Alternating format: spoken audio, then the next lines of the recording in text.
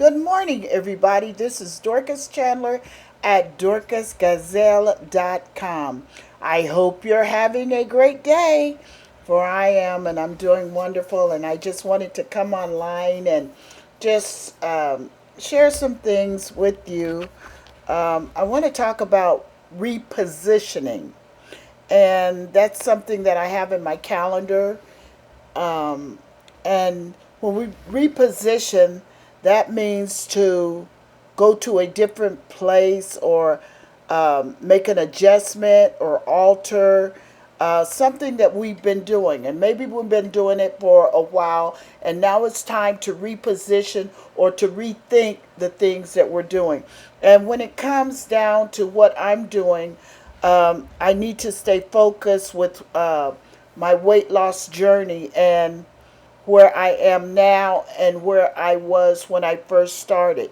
So when I look at where I first started, I was losing weight and I was concerned about my weight, and I was exercising, and I still have the same drive and passion to want to do it. But what has happened is, because of doing the same thing for so long, it becomes old, it becomes stagnated, and then what happens is that has happened with me, rather, is that I've kind of start slipping, not doing my exercise, because when I do my exercise, the ones that used to work, they don't work, and I've talked about that before.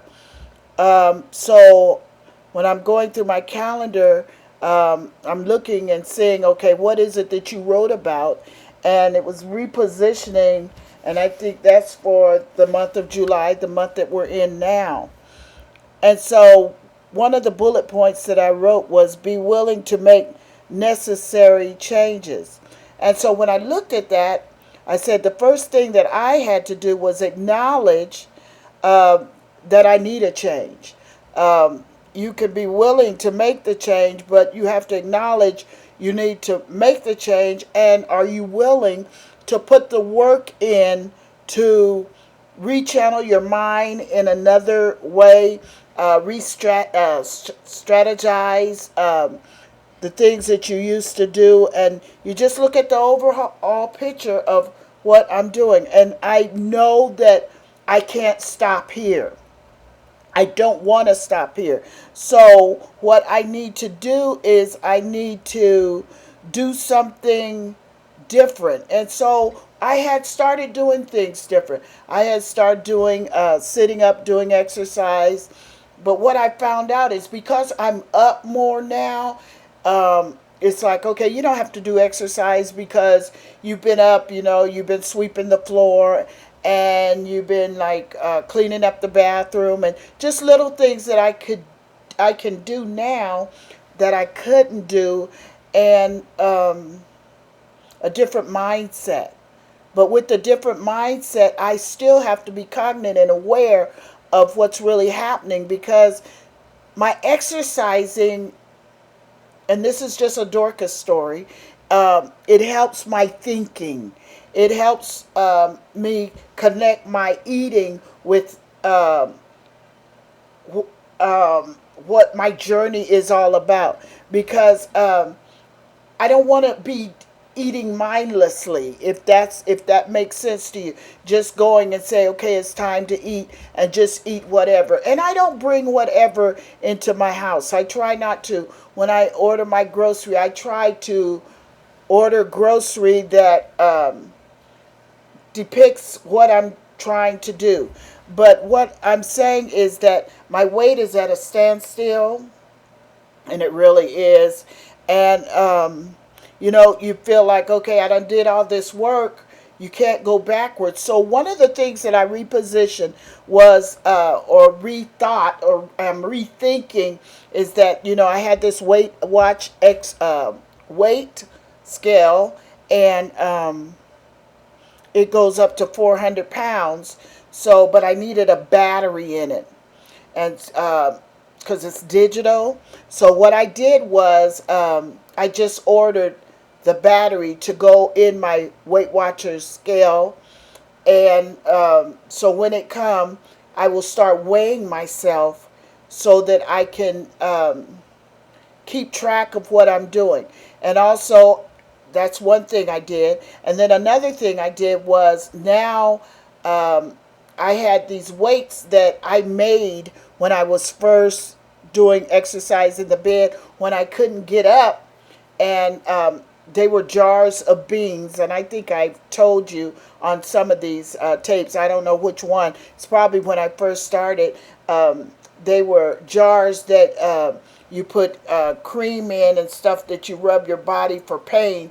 And so I emptied those out and I put beans in it so that it would give me the weight, so that I would feel like I'm using having weights in my hand when I would be doing my exercise. These things worked when I first started in 2015, but they're not working now. So now what I do is I have some 3-pound weights. And so when I started using the 3-pound weights that Lori gave me, I feel like I'm exercising now. So it energizes me to want to continue and not just feel like I'm beating at the air, that you're doing this stuff and it's not working. And I didn't even feel for at least a year, I haven't felt like I was really doing anything. And that's because I needed to beef up my game. I needed to do something different. And I was always saying, I'm going to the gym, and, I haven't got the car that I needed, and just different things. But I got to go from where I am. I got to do what I need to do. I can't stop and go back. And I can't quit on Dorcas. And that's what I'm trying to say. So, anything that we go through in life, there's going to be road blocks, and there's going to be things that happen in our lives that we have no control over. I get it.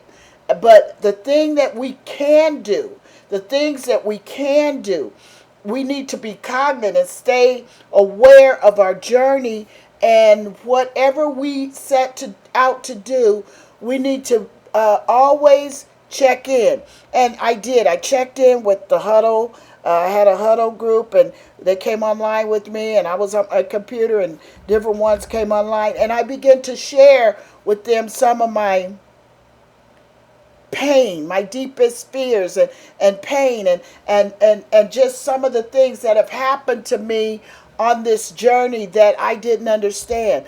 And so, because I'm able to talk about it now, it frees me up. And I was in a trusted environment. The people that were on the line with me, on the conference call with me, I trusted them. They were the ones that have walked with me down through this journey of journeying and trying to get the weight off. So I was very just overwhelmed. I don't think overwhelmed is the word, but I was very grateful, I'll say it like that, that I now understand that I can't just hold stuff in. And I was telling them about a man that comes on TV, and he says, "Let my people think." That's one of his slogans that he used, and he's very well known for that. And I was telling my sister Velma, I said, that's a good slogan. I said, but the slogan that I have is "Let my people talk." Do you realize that people don't really like hearing you talk? And then sometimes maybe my talking is weighty. Maybe I use too many words. That's what my secretary say, Marty, when she's reading my stuff. I use too many words. But that's the way that I communicate. And I try not to.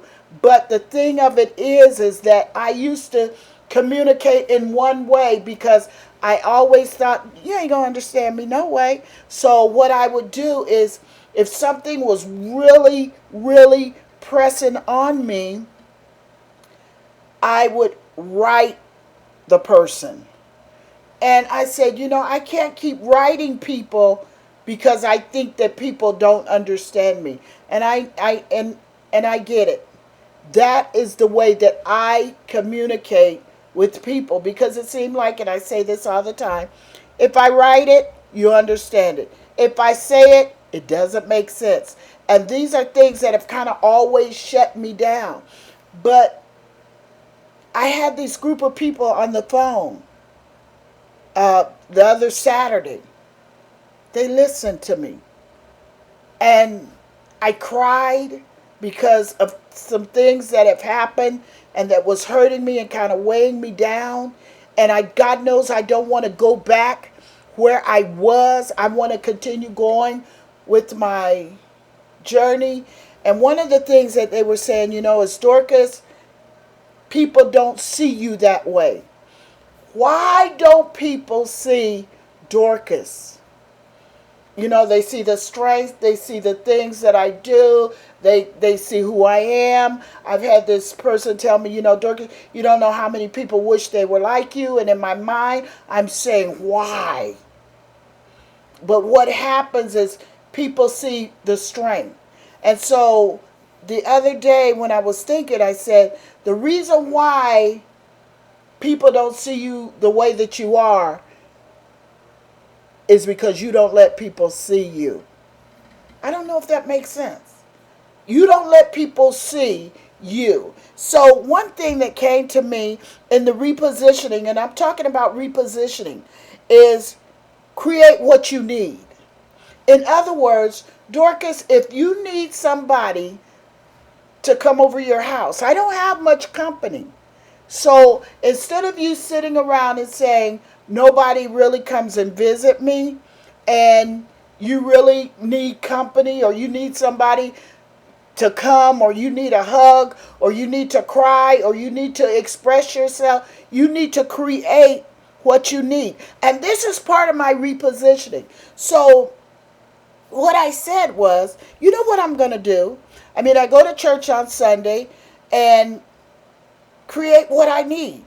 So what I need is, I need people to sometimes come over. And so I said, I'm a very outgoing person. I'm not outgoing as far as doing a lot of things and touching people now, is because I'm homebound. So because I've experienced being homebound and I'm up now, it's a very different world. I can't stand it. And so create what I need. What is it that you need? Why can't you tell people what you need? And this is a part of repositioning my thinking. So I was in there in my room and I said, okay, what is it you need? Why don't you ask on a Sunday after church, text some people and say, hey, after church, you want to come over to my house and eat dinner with me? Let's just hang out and have fun just for a couple of hours. That's creating what I need. I need people. Why can't you say that, Dorcas? And so as I reposition and rethink my journey and see that I need to move into a different place, not only with my exercising and getting the scale and getting ready to get a car or getting ready to do these things, I also need to create what I need and be able to say what I need. So then I said, well, why is it that you can't say what you need? And it's one thing: the fear of rejection. These people don't really know me out here in Arizona. I'm from California. That's where my friends are. It's the fear of rejection. Maybe you won't come, but you at least try to create what you need. And I believe that, and I know that people, if they knew how much I needed them instead of how much they need me, I believe the world would be totally different in my world and in my journey. So these are the things that I'm really working on. Changing my mental image without the emotion of failure and defeat. I am not defeated. It's just that there's learned behaviors All of my life, and I say that in my book, people have always needed me. Okay, but you got to go on to the next level. So it's time now for you to create what you need. People come to you because that's who they see you to be. But you need to let people know, hey, I need a hug today. Hey, can you talk to me? I'm crying. People say, you cry? Yeah. I was talking to a lady in California, and she was saying something, and it was really emotional. And she said, Dorcas, I didn't know you cried. What? But it's always that you're looking at my strengths and you don't see Dorcas. But the reason why you don't see Dorcas is because Dorcas does not reveal Dorcas. I have to take responsibility for Dorcas. I realize that now. So I have to change my position. And if I want to change my position, or I need to find somebody, hey, it might be some people here in this apartment. There's a man that he parks right behind my place, and if my door is open or I'm going out or I see him, this man is the friendliest man, and he always talks to me. And so he's very nice. And so this is the thing I'm talking about. I'm talking about, hey, and we talk and we laugh. And when I close my door, I'm fine. I'm getting ready to be 65. And I said, you know what? I just want to have a couple of people that have really been in my life. And I want to ask them, could you come and eat with me at my house? I don't want to go to no restaurant. We could, but I don't want to. I want to have it at my house where it's very personal and it's private and it's intimate and we can laugh and we can talk and we can eat. I might have to buy the food, and that's okay because I know they're not going to want my food, and I wouldn't do that to nobody. But I just want to have a couple of my friends to just come. And now when I thought about it and I talked to Stella to fix up the room for me and everything, and she can do all of that. And then the next thing I know, but Dorcas, what if people don't come? What if they don't come? But what if they do come? And what if the fear of rejection? And I'm working on fear right now. I'm dealing with fear in a lot of different areas of my life because I recognize that fear is controlling me in so many areas of my life, and that fear has come from I didn't used to be like this, but I have allowed myself to become so fearful in so many ways because of things that I've learned that I can't control. You know what? Even if you have fear, you still can't control it. And that's the thing I've come to the conclusion, when the thing happened at my school, the car came through the car came through the wall. I couldn't control that. There are certain things in life that we just cannot control. And that's life, period. And so when we're trying to control our destiny and our future, when there's things that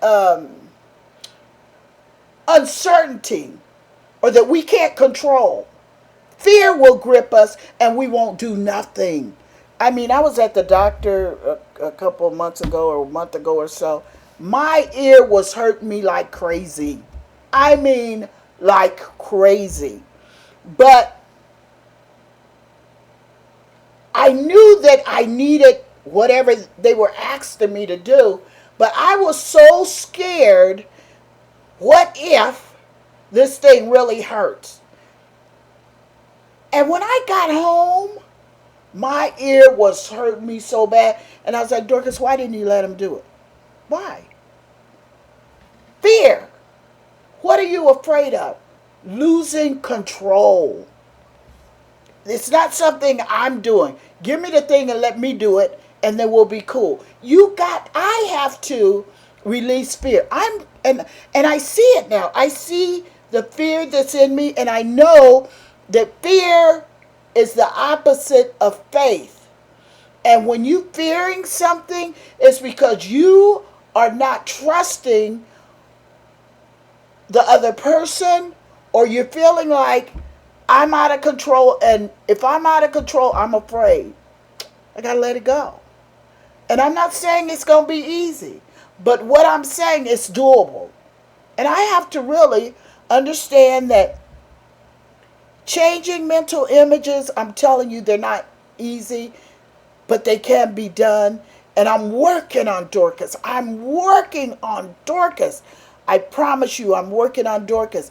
I'm working on Dorcas because I believe that no matter how many days I have left here on this earth, and I can't control my breath, but I believe somebody out there is listening to me, because I know they are, because I get the emails, and they're understanding that it's life can be beautiful, but we have to release control and trust. And so what has happened is, even with my parents dying, it's like, okay, you got to hold on to this, because what if this happened to you? You don't have nobody. Trust. Trust God. God has been with me all the way. There has been so many things that I know that only God have done in my life. One of them is the wait. One of them is the desire that he keeps down in me. And scripture says, perfect love casteth out fear. So when you don't have perfect love, you have torment. And and you don't really have to. So if I really trust God like I say I do, then I need to start working on the levels of fear and the things that I allow to come up against me, and how to handle fear and combat fear when it comes, and thoughts and negative thoughts, and I'm going to be talking really about fear, because but I need to study and I need to learn, and I'm going to be going online and I'm going to be researching, because I'm telling you, I'm going to conquer what's trying to conquer me. And we all need to do the same thing. What's trying to conquer you? It might not be fear. It might not be weight. But is there anything that's trying to conquer you to make you feel like that you're afraid? I can't do this. Why is this happening to me? When is it going to change? I don't know what's going on in your world, but I can tell you what's going on in my world. And I'm telling you, fear is a big part, or was a big part of my life. And so now when I go to God, I'm saying, God, I need help in these areas. And I got to push against fear. I got to say, okay, yeah, you're having that physical. Or yeah, you need something in your ear. Get it done. You're not going to die. I mean, these are the things. Go ahead and get whatever you need, Dorcas. God is the one that supplies me. With my friends, oh my goodness, my friends have been there for me. I got friends. All of my friends are not takers. There are some that are, but all of them are not. So when I have repositioned my thinking and acknowledge that I need help, I feel so wonderful. And I hope you do too. All we have to do, in my closing, is acknowledge that we need to change, or acknowledge that we need help, or even saying, hey, could you help me? Hey, could you come over? I just need company. And maybe they might say, no, Dorcas, I'm busy. And then you say, yeah, okay. But you have to create what you need. And that's what I want to tell you. Create what you need. Don't stay in a stagnant position as I have. I'm getting ready to be 65, as I've said. And I'm talking to the world. I mean, these webcasting things are going all over.